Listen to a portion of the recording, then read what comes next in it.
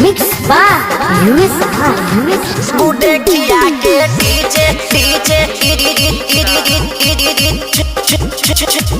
महले लगाओ महले लगाओ के छौरी गुडे किया के डीजे बाला महले लगाओगे गे छौरी गुडे किया के डीजे बाला महले लगाओगे आगे चुमा ले लगाओ महले लगाओगे आ छौरी गुडे खिया के डीजे बाला महले लगाओगे गे छौरी गुडे खिया के डीजे बाला महले लगाओगे गुडे खिया के डीजे बाला महले लगाओगे महले लगाओ महले लगाओगे चढ़ली जवानी तोहर भइल बाऊ तनगे जहिया से देखनी तोहरा दिला बाबा आई लगे आय हाय चढ़ली जवानी तोहर भइल बाऊ तनगे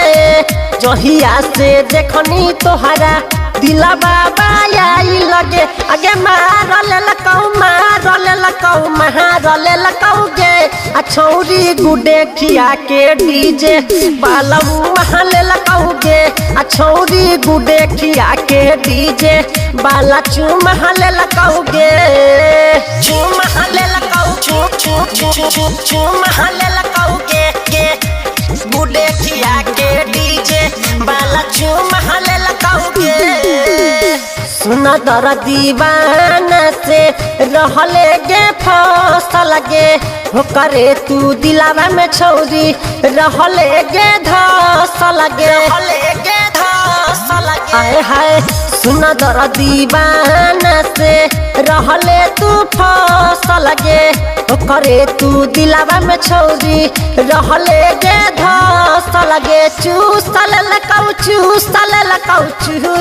लकाऊ गे आ छौरी गुडे खिया के डीजे बाला महले लगाओ गे आ छौरी गुडे खिया के डीजे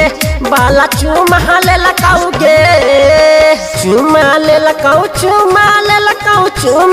लगाओ गे आ छौरी गुडे खिया के डीजे बाला महले लगाओ गे आ छौरी गुडे खिया के डीजे बाला महले लगाओ गे। इसके series recording studio Pratappur Sitamarhi.